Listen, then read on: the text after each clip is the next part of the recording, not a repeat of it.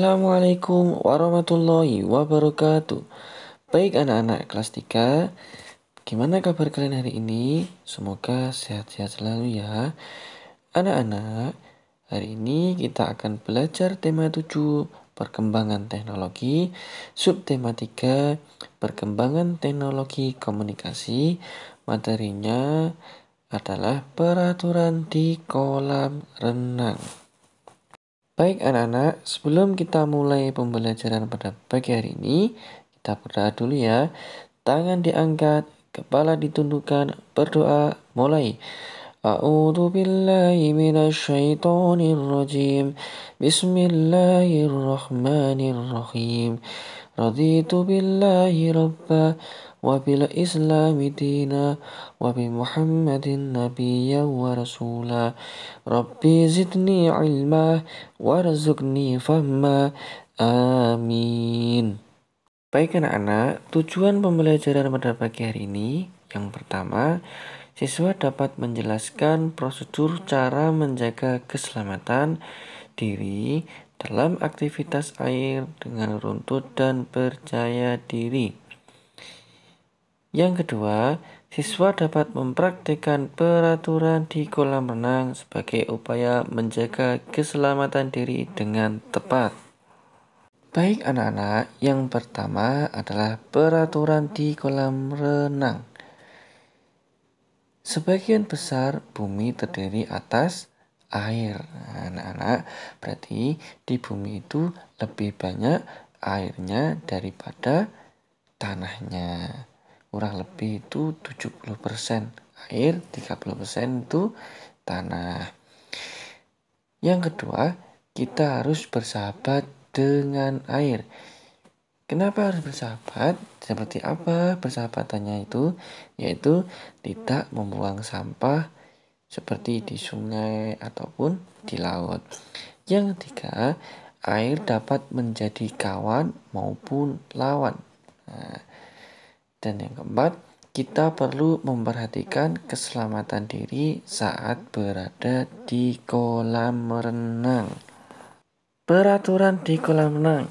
Yang pertama, tanda kedalaman air.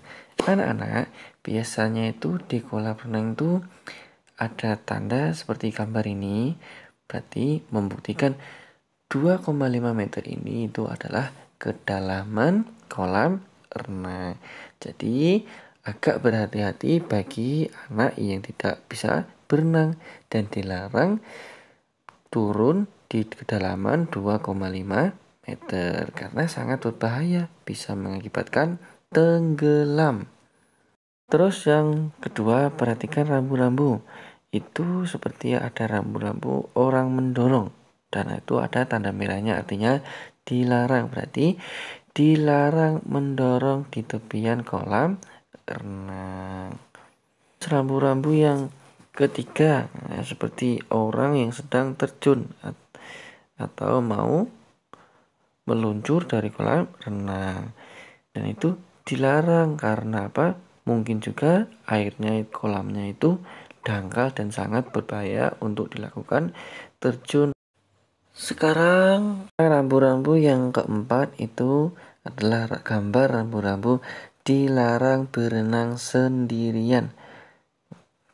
Dilihat ya anak-anak, diingat-ingat rambu-rambunya itu. Terus rambu-rambu yang kelima itu adalah rambu-rambu dilarang berjalan atau berlari di tepi kolam.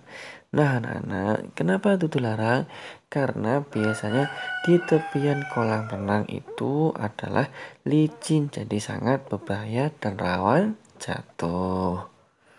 Materi selanjutnya anak-anak, upaya menjaga keselamatan diri saat berenang.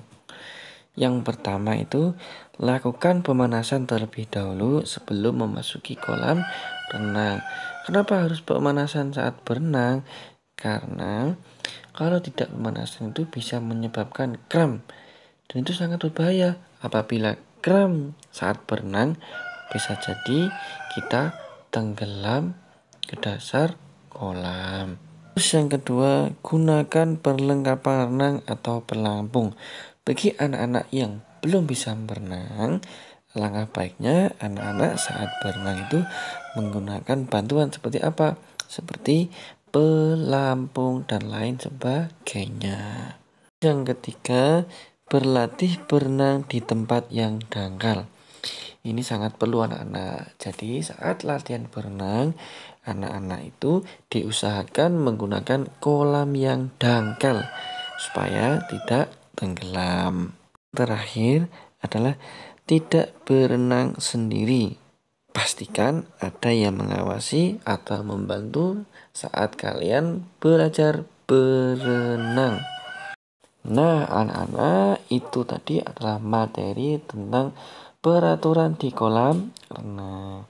Jadi, anak-anak tugasnya satu, sebutkan beberapa peraturan di kolam renang yang Anda ketahui. Nah, anak-anak, nanti tugasnya difoto, dikirim WA Pak Guru ya. Baik, Pak Guru akhiri, jaga kesehatan, selalu berbakti kepada kedua orang tua, dan rajin beribadah. Pak Guru akhiri, wassalamualaikum warahmatullahi wabarakatuh. Salam olahraga SDIT Bunaya, sehat, kuat, ceria.